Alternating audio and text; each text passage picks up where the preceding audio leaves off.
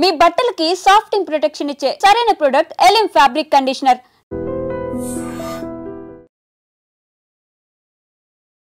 Hi hello నమస్తే, welcome back to I dream media. ఇక అనుకోని ఒక దుర్ఘటన అయితే జరగడం జరిగింది. ఇక్కడ ముఖ్యంగా అబ్జర్వ్ చేసినట్లయితే ఎయిర్ ఇండియా బోయింగ్ AI 171 అనే ఫ్లైట్ ఏదైతే ఉందో అహ్మదాబాద్ నుంచి లండన్ వెళ్తుండగా ఇమీడియట్లీ అంటే ఫ్లైట్ స్టార్ట్ అయిన టేక్ ఆఫ్ అయిన 2 నిమిషాలకి ప్రమాదం జరిగినట్టుగా చెప్తా ఉన్నారు. అయితే ఈ ప్రమాదం గురించి ముఖ్యంగా ఫ్లైట్ టేక్ ఆఫ్ అండ్ ఫ్లైట్లో జరిగే ప్రమాదాల గురించి ఒక క్లియర్ ఇన్ఫర్మేషన్ అనేది మనం తీసుకుందాం. ఈ విషయాలపై మనకి ఒక క్లియర్ ఇన్ఫర్మేషన్ ఇవ్వడానికి మనతో పాటు ఉన్నారు పైలట్ బాబీ అజ్మీరా గారు. మ్యామ్తో మాట్లాడదాం. నమస్కారం మ్యామ్. నమస్తే సార్. నమస్తే.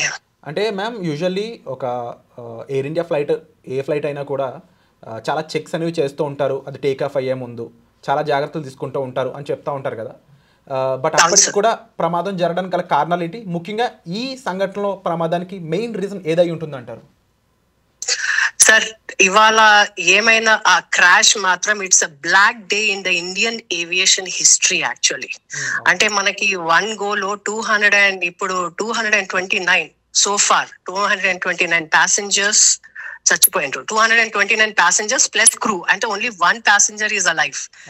దీంట్లో ఇప్పుడు ఈ ఎయిర్ క్రాఫ్ట్ మెయింటెనెన్స్ అనేది నిజంగానే ఎయిర్ ఇండియాలో చాలా బాగుంది. అదే కాకుండా engineering staff talent pool they are excellent అనమాట.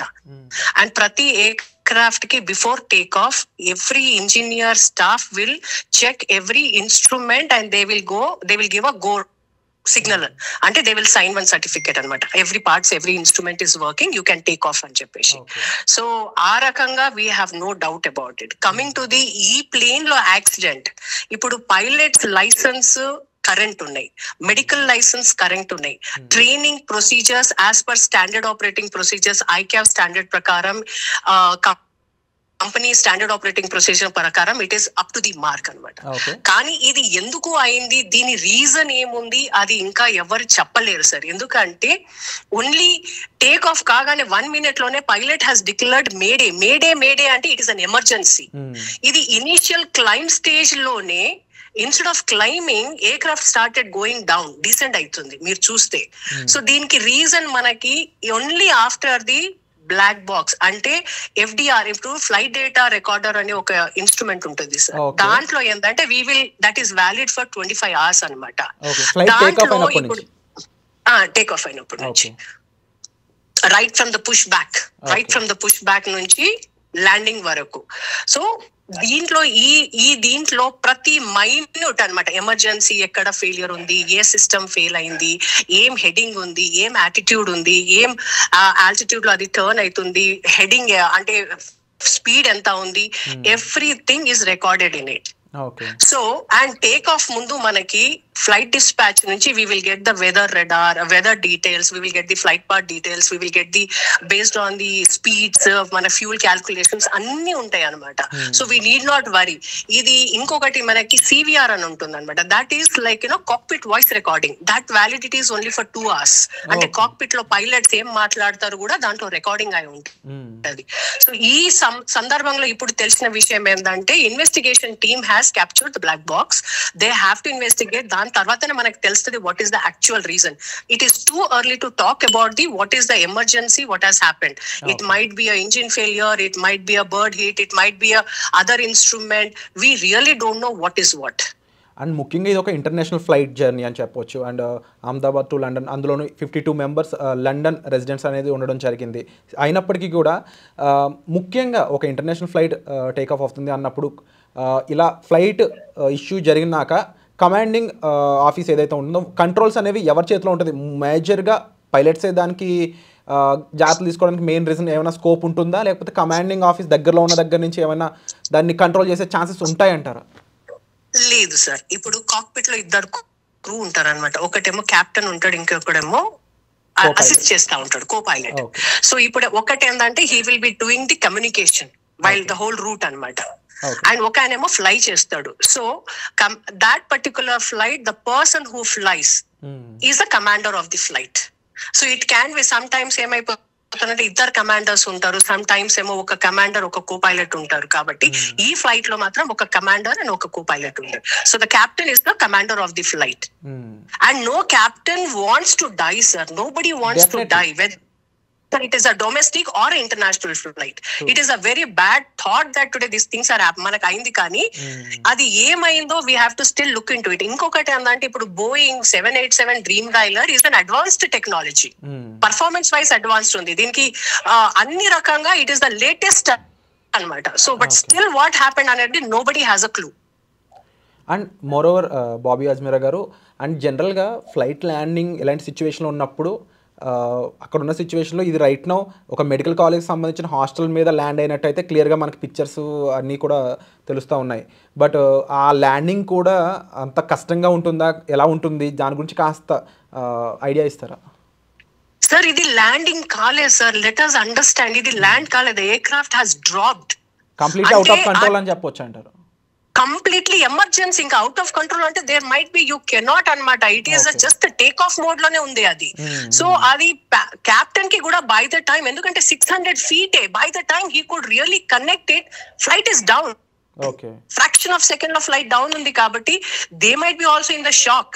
అండ్ వాడి ఏటీసీ కి కెప్టెన్ మేడే మేడే అని అనే కెప్టెన్ కి ఆయన రెస్పాండ్ చేసే వరకు we are no where, we are in the ground. అంటే ఆ టైంలో ప్యాసింజర్స్ ని కూడా కాపాడలేని టైంలా కనిపిస్తుంది మీరు చెప్తున్న, చాలా ఫ్రాక్షన్ ఆఫ్ సెకండ్స్ లా కనిపిస్తుంది. అన్ఆంటిసిపేటెడ్ యాక్సిడెంట్ ఇది, అన్ఆంటిసిపేటెడ్ యాక్సిడెంట్ ఇది. So very critical. అది ఏమైంది, ఎలా అయింది కూడా we don't know. It is a very sad thing. మనకు ఇన్వెస్టిగేషన్ టీమ్ అది మొత్తం ఇన్వెస్టిగేట్ చేసిన తర్వాతనే we will know what is the technical issue అని. అంటే హిస్టారికల్ గా కానీ లేకపోతే ఒక బ్యాక్ డేటా చూసుకున్నట్లయితే ఇలాంటి ప్రమాదం ఎప్పుడైనా జరిగిందా, ముఖ్యంగా దానికి పాసిబుల్ రీజన్స్ ఏ ఉండే ఛాన్సెస్ ఉన్నాయంటారు? సార్ ఇప్పుడు జనరలీ ఏంటంటే జరిగిన ఇన్సిడెంట్స్ చాలా తక్కువ, ఎందుకంటే మనకి as per the data aviation mode of travel is the very safest travel. And technology కూడా it's a very advanced technology కాబట్టి అండ్ ఇన్సిడెంట్స్ కూడా అయినాయి. బట్ ఈచ్ ఎయిర్ క్రాఫ్ట్ కి డిఫరెంట్ రీజన్స్ ఉన్నాయి. There is no pilot error in it, it is an machine error. ఎందుకంటే అది machine sir. మనం ఇప్పుడు కార్ తీసుకొని ఇంటి నుంచి బయటికి వెళ్ళినప్పుడు కార్ నడుస్తుంది, సడన్లీ కొంచెం దూరంతో పోయిన కార్ ఆగిపోతే వీ డోంట్ నో కదా, we have to call the helper or technician. So unless and until we examine what has happened it is too early to talk about it. And ముఖ్యంగా monsoon season అనేది వస్తూ ఉంది. ఈ టైంలో కూడా కొన్ని roots అనేవి ఆపుతూ ఉంటారు. క్లైమేటిక్ రీజన్స్ కూడా ఈ ప్రమాదానికి సంబంధం లేకుండా నేను అడుగుతుంది జనరిక్గా, క్లైమేటిక్ రీజన్స్ అనేవి కూడా ఎక్కువ రోల్ ప్లే చేస్తాయి అంటారు కదా సార్? క్లైమేటిక్ రీజన్స్ ఎక్కువ ప్లే చేస్తుంది డెఫినెట్లీ. మేము ఫ్లైట్ పాత్ అని మా రూట్ కి ఈ destination A to destination B కి వెళ్ళేటప్పుడు it is a fixed route plan అనమాట. సో వీళ్ళు టేక్ ఆఫ్ అప్పుడు weather is good, ATC permission ఇచ్చింది కదా for the take off. So the weather is good, so we cannot count for the weather also, we cannot claim weather is bad and all that stuff. So నేను ఇప్పటికీ అదే అంటున్నాను, it is not the weather, it is a technical issue. ఆ ఏం technical issue ఉందో మనకి ఎవరికి తెలియదు unless and until it is too early. It is very early to talk about it. Yeah, so ఓవరాల్గా చూసుకున్నట్లయితే ముఖ్యంగా బాబీ అజ్మీరా గారు చెప్పిన ఈ విషయాలు కూడా పరిగణలోకి తీసుకున్నట్లయితే ఇంకా అసలైన ఇన్వెస్టిగేషన్ జరిగాక వచ్చే నిజాలు ఏ విధంగా ఉంటాయి, అండ్ ముఖ్యంగా ఇక్కడ పైలట్ తప్పిదం అయితే లేదు, కానీ మిషన్ అనేది ఈ రకంగా మారడానికి లేకపోతే ఈ రకమైన తప్పిదం జరగడానికి ఆ మిషన్లో ఏం జరిగింది అనేది కూడా తెలుసుకోవాల్సిన అవసరం అయితే ఇంకా ఎంతో ఉంది. అండ్ బాబీ అజ్మీరా గారు ఇప్పుడు ఓవరాల్గా ఈ ఫ్లైట్ గురించే చూసుకున్నట్లయితే దీని కెపాసిటీ కానీ లేకపోతే దీని ఇంజిన్ పరంగా కానీ ఏదైనా స్పెసిఫికేషన్స్ చెప్తారా మామూలు ఎలా ఉంటుంది ఎయిర్ బోయింగ్ అనేది? అంటే ఇప్పుడు బోయింగ్ 787 Dreamliner అనేది దీని కెపాసిటీ ఆల్మోస్ట్ 300 వరకు ఉంటుంది సార్. అంటే డిపెండ్స్ అనమాట. సో దీనికి ఈ ఎయిర్ క్రాఫ్ట్ కి 300 వరకు, 300 లో మనకి 242 టోటల్ ప్యాసింజర్ ఎందుకు అంటారంటే మనం ఏటీసీ లో ఈ డేటా ఇవ్వాలి, how many passengers are on board. So that includes even the captain and cabin crew. That is the total passenger. So ఈ టోటల్ ప్యాసింజర్, ఈ కార్గో లోడ్, ఈ రన్వే అవైలబిలిటీ, దీని మీదనే we decide all the air speed and all that stuff. So that is not at all a constraint actually. ఈ aircraft తోని కూడా problems లేదు actually. 787 Dreamliner ఇప్పటి వరకు మన ఇండియాలో అసలు కాలేదు. This is the first incident to my knowledge. Okay. And ఈ బ్లాక్ బాక్స్ గురించి మీరు ఇక్కడ మెన్షన్ చేయడం జరిగింది, కాస్త దాని గురించి కూడా క్లుప్తంగా చెప్తారా? సార్ ఈ బ్లాక్ బాక్స్ అనేది it is nothing but the aircraft లో ఏమైనా మాల్ ఫంక్షన్ ఉన్నప్పుడు ఈ బ్లాక్ బాక్స్ లో ఇండికేట్ అవుతుంది అనమాట. ఈ బ్లాక్ బాక్స్ ఏంటంటే it includes of flight data recording. ఈ ఫ్లైట్ పాత్ మనకి డెస్టినేషన్ A to B వెళ్ళేటప్పుడు ప్రతి minute data will be recorded in it అనమాట. You don't have to record, it is recorded automatically. And దీనికి validity 25 hours ఉంటుంది. అదే కాకుండా మీరు ఎయిర్క్రాఫ్ట్ కి పార్కింగ్, ఇప్పుడు టాక్సీ స్టార్టింగ్ నుంచి ల్యాండింగ్ వరకు ఆ కాక్పిట్ లో కూడా అది flight data recording, flight details చెప్తారు. ఇది కాక్పిట్ లో 2 captains ఏం మాట్లాడుతుండ్రు అది cockpit voice recording. So that is also valid for 2 hours. So ఈ డేటాకి మనం బ్లాక్ బాక్స్ అంటాం. ఈ బ్లాక్ బాక్స్ లో ఇన్ఫర్మేషన్స్ అన్ని ఉంటాయి అనమాట. సో దీంతోనే మనకి తెలుస్తుంది ఏం ఇష్యూ ఉంది, ఏం టెక్నికల్ ఇష్యూస్ ఉంది. అంటే హెడ్డింగ్ లో ప్రాబ్లం అయిందా, ఇంజిన్ ఫెయిల్ అయిందా, లెఫ్ట్ ఇంజిన్ ఫెయిల్ అయిందా, రైట్ ఇంజిన్ ఫెయిల్ అయిందా, లేకుంటే బోత్ ఇంజిన్స్ ఫెయిల్ అయిందా, లేకుంటే బర్డ్ హిట్ అయిందా, లేకుంటే ఇంకా ఏమైనా మాల్ ఫంక్షన్ అయిందా, వాట్ ఈస్ ద ఇష్యూ. ఇప్పుడు టేక్ ఆఫ్ అప్పుడప్పుడు ఏమైపోతుంది అంటే ల్యాండింగ్ గేర్ కూడా ఇప్పుడు చేయడానికి you have, so landing gear switch పెట్టినా కూడా అది స్టక్ అప్ అయిపోయింది, లో ఆల్టిట్యూడ్ ఉండే, స్పీడ్ తక్కువ ఉండే. So it is all factors we don't know. So there are so many factors which are involved in it. అందుకోసం ఏమంటున్నా అంటే it is too early for us to decide. Okay, so ఎవరు responsibility అని చెప్పడానికి కూడా ఇప్పుడు టైం అయితే correct కాదని చెప్తవచ్చు. అండ్ మరీ ముఖ్యంగా ఆఫ్టర్ ఇన్వెస్టిగేషన్ యూజువల్లీ ఇది ఎవరెవరి మీద, అంటే ఏ డిపార్ట్మెంట్స్ మీద మోస్ట్లీ ఫోకస్ ఉండే ఛాన్స్ ఉందంటారు? సార్ ఒకటేందంటే ఇప్పుడు ఫ్లైట్ లో డిపెండింగ్ అపాన్ ది, ఒకటేమో మనకి ఇంజనీరింగ్ డిపార్ట్మెంట్ ఉంటది, కాక్పిట్ ఉంటది, సో డిఫరెంట్ ఫ్యాక్టర్స్ ఉంటది, కార్గో ఉంటది, సిఆర్ఎం అంటే కింద ప్యాసింజర్స్ కూడా కార్గోది ఉంటది. So there are so many factors which are involved in it. ఇప్పుడు ఏంటంటే మనకి టేక్ ఆఫ్ అప్పుడు జనరల్లీ ఏంటంటే it's a very critical period. It is initial take off hardly 600 feet కి అది టైం అయింది. అంటే 1 minute లోనే the flight instead of climbing అది కిందికి వస్తున్నప్పుడే కెప్టెన్ రియలైజ్ అయిపోయి మేడే అని అన్నాడు. కానీ టైం లేదు, ఎందుకంటే ఫ్యూల్ ఫుల్ ఉంది, ప్యాసింజర్ ఫుల్ ఉంది, ఎయిర్ క్రాఫ్ట్ క్లైంబ్ అయితలేదు. సో అది ఫ్రాక్చర్ మనకి ఎట్లా అంటే పైనుంచి బాల్ 27th floor నుంచి బాల్ పడేస్తే ఎంత ఫాస్ట్ గా ఇది అవుతుందో, అన్ఫార్చునేట్లీ అది మెడికల్ బిల్డింగ్ మీద పడ్డది sir. Completely gravitation hostel and lot of scientific reasons అని చెప్పొచ్చు. And usually flight take off అయ్యాక, అంటే యాజ్ ఎ పైలట్గా మీరు ఎన్నో ట్రావెల్ చేస్తుంటూ ఉంటారు, ఫ్లైట్ టేక్ ఆఫ్ అయ్యాక అండ్ ఈ జనరల్ ఏమేమి ఉంటుంది, మేము చూసినంత వరకు విన్నంత వరకు ఫ్లైట్ అటెండెంట్స్కి, ఫ్లైట్ సిబ్బందికి మీరు ఇచ్చే కొన్ని కమాండ్స్ కానీ అండ్ జనరల్గా ప్రొసీజర్ ఏ విధంగా ఉంటుంది అంటారు? ఏం లేదు sir, as soon as you take off like there are certain speeds అనమాట. V1 స్పీడ్ ఉంటుంది, అది క్రాస్ అయితే you cannot do the reject take off అనమాట. So then you have a rotating speed, దాని తర్వాత you have a climbing speed, positive climb అంటే then you put the landing gear, then flaps మెల్లమెల్లగా. So there are separate levels till you go in to the cruising level. This all comes in to the climbing level అనమాట. Once the cruising level is there, you are stabilized. And once you reach your destination, you start descending with the ATC control and you tell anamata. So deentlo em ayipothundante in any phase of life there might be an emergency. Okay, but aa emergency ki meeku time untundi to think, act upon on it. Kani idi take off time ki ayipoyindi kabatti firstly there is very marginal time to think on, act upon it. True Flight is full, so ఈ incidents చాలా rare అవుతుంది and very unfortunate. True. అంటే మీరు ఇప్పుడు ఈ information ఇవ్వడం వల్ల చాలా మందికి అవేర్నెస్ వస్తుంది. ఎందుకు అంటే రకరకాల కామెంట్స్ వస్తూ ఉన్నాయి, అదేంటి ఫ్లైట్ ముఖ్యంగా పారాచూట్స్ ఉంటాయని చెప్పేసి కింద డ్రాప్ అవ్వచ్చు కదా అని రకరకాల అంటే ఏమని చెప్పొచ్చు అంటే ఇల్లిటరేటెడ్ కామెంట్స్ అయితే మనం చదువుతూనే ఉన్నాము ఓవరాల్ సోషల్ మీడియా. బట్ మీరు చెప్పిన అంశం బట్టి క్లియర్గా వాళ్ళకి ఒకసారి ఇంకొక స్టేట్మెంట్ ఇస్తారా ఈ సిచ్యువేషన్ గురించి? అంటే ఏమైపోతుంది అంటే sir there are 2 kinds of incidents and accidents. ఒకటేమో యాంటిసిపేటెడ్ ఎమర్జెన్సీ అంటే you have time to act and reduce that malfunction risk and you can solve it. Unanticipated ante you don't have time to act upon it. Ee incident lo it is an unanticipated ante during the time of climb only You don't know. You will be so busy in climbing, navigating, communicating anamata. So this is it comes under the pocket of unanticipated. Ippudu meer cheppindi during emergency, if in case of ditching or land appudu endante manaki adi untadi water appudemo akkada life jackets untadi, land appudemo slide rafts untayi manaki. So adi, but there is no, వాళ్ళు చెప్పినట్టు there is nothing much beyond that. Yeah. And ఓవరాల్గా చూసుకున్నట్లయితే ఒక ఇందులో 52 members London residents కానీ లేకపోతే మిగిలిన Indians అయి ఉండొచ్చు. అండ్ ముఖ్యంగా ex chief minister of Gujarat కూడా ఉండడం జరిగింది. అయితే ఇప్పుడు ఈ అంశం చాలా బ్లాక్ మార్క్గా మారే ఛాన్స్ ఉందంటారు ఇండియా మీద, and that to after Pakistan India conflict.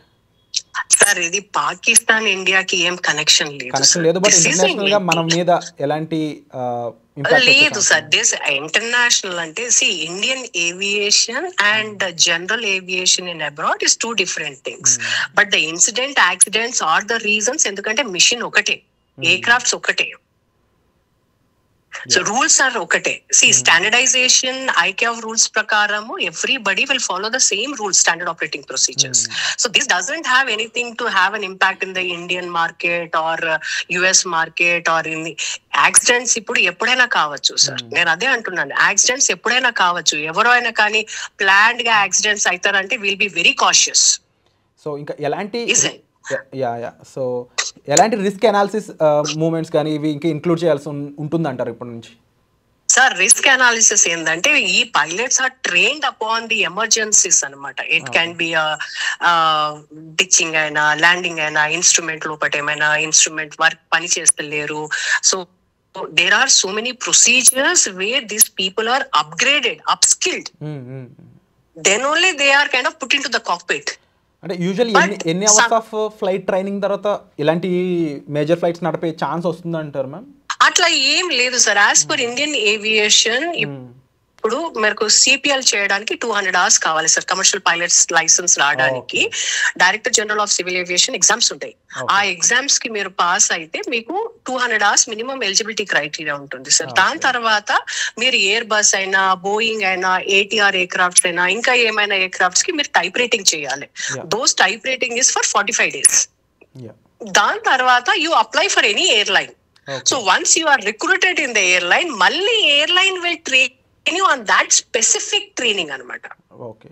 వాళ్ళ emergency procedure, aircraft parts ఏముంది, what you have to do, how you have to do the crew resource management, integration with the ground, with the ATC, ఇవన్నీ ఉంటాయి. So all this training అయిపోయిన తర్వాత మళ్ళీ airline వాళ్ళు కూడా మీకు exam conduct చేస్తారు. ఆ ఎగ్జామ్ లో పాస్ అయిన తర్వాత then again you have a flight check. ఆ ఫ్లైట్ రూట్ చెక్ ఉంటుంది మీకు.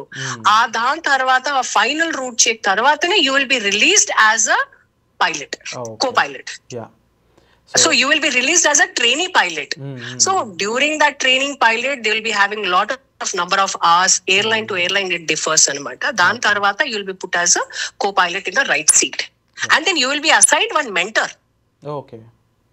You will be assigned one mentor. That mentor will be always kind of guiding you, mentoring you. So this is a very systematic, scientific way of training which is happening into the aviation segment. Okay. So ఇక్కడ చాలా క్లియర్గా అర్థమవుతుంది వాళ్ళు ఎంత training undergone అవుతారు అనేది. అంతేకాకుండా ముఖ్యంగా బాబీ అజ్మీరా గారు చెప్పిన విషయాలను బట్టి అబ్జర్వ్ చేస్తే యాక్చువల్ ఫ్యాక్ట్స్ అనేవి ఇంకా తెలుసుకోవాల్సిన అవసరం ఉంది. And thank you so much for the important information ma'am. Definitely చాలా మందికి ఐ ఓపెన్ అవుతుంది దీన్ని బట్టి. సార్ ఇంకో ఇన్ఫర్మేషన్ చేయాలి. రీసెంట్ ఇప్పుడు లేటెస్ట్ ఏంటంటే there is one 11A passenger బతికి బయటపడ్డాడు. అంటే 242 passengers, total passengers, including crew and cockpit crew. There is one passenger who is live and who has been cleared, validated by the Commissioner of Police, and ఆయన నడుచుకుంటా వెళ్తుండు. So that is a miracle. That is the really అసలు eyebrows goose bumps వస్తున్నాయి అనమాట. ఇంత పెద్ద incident లో ఎవరు బతకలేరు అని అనుకున్నప్పుడు దాంట్లోకి వెళ్ళి ఒక ప్యాసింజర్ నడుచుకుంటా బయటికి వెళ్తుండే. This is a great miracle. True, ఎందుకంటే no one expect this thing. ఎందుకంటే మనం ఆ ఫ్లైట్ వీడియో ఒకసారి అబ్జర్వ్ చేసినట్లయితే బ్లాస్ట్ చూడొచ్చు, ఆ ఫైర్ చూడొచ్చు క్లియర్గా. ఆఫ్టర్ దట్ కాలేజ్ హాస్టల్లో ఫ్లైట్స్ ఎక్లాలు చూడొచ్చు. But how it is happen, is there any possible chances అంటారా? లేదు sir, zero chances sir. It's all the debris are scattered అక్కడ. ఇంకో బిల్డింగ్ మీద పడి వాళ్ళు చచ్చిపోయినరు పాపం. And the air craft was full with fuel. Take off కదా, 10 hours ఫ్లైట్, 10-11 hours ఫ్లైట్ కి ఫుల్ ఫ్యూల్ తీసుకుంటారు. ప్యాసింజర్స్ ఉంటాయి, కార్గై ఉంటది.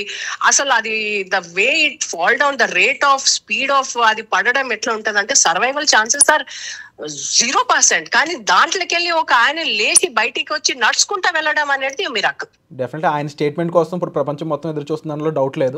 Absolutely. Actually one beautiful thing and one hope is ఏంటంటే ఒక ఆయన లేచి నడుచుకుంటూ పోతుండే. కానీ ద సాడ్ థింగ్ ఏంటంటే ఇండియన్ ఏవియేషన్ హిస్టరీలో ఈ ఇన్సిడెంట్ కావడం అండ్ సో మెనీ లైఫ్స్ ఒక్కటేసారి వెళ్ళడం, దాంట్లో ex-CM ఆఫ్ గుజరాత్ కూడా ఉన్నాడు. కాబట్టి it's a very sad information. True. But ఓం శాంతి, వాళ్ళందరి కోసం మనం నిజంగా ప్రార్థిద్దాం. అండ్ డెఫినెట్లీ ఇలాంటి ఒక క్రూషియల్ ఇన్ఫర్మేషన్ మాతో షేర్ చేసుకున్నందుకు thank you so much ma'am. Thank you sir. ఓం శాంతి సార్. నిజంగా ప్రస్తుతం ఉన్నటువంటి సమాజం దేనికి ప్రయారిటీ ఇస్తుంది? ఆర్థిక సంబంధాల చుట్టూ మాత్రమే తిరుగుతుంది. మళ్ళీ ఎన్నికలంగానే చాలా విరక్తి కలుగుతాను. మంచి అనిపిస్తుంది కదా, లేడీస్ కూడా ఛాలెంజింగ్ జాబ్స్ చేసినప్పుడు చాలా బాగుంటది. ట్రాఫిక్ అసిస్టెంట్స్ గా నియమించిన ట్రాన్స్జెండర్స్ అందరితో సాల్యూట్ చేయించుకుంటున్నారు. ఫుడ్ డెలివరీ ఇవ్వటానికి వెళ్ళినటువంటి డెలివరీ బాయ్ అనిల్ పై కళ్ళ ముందు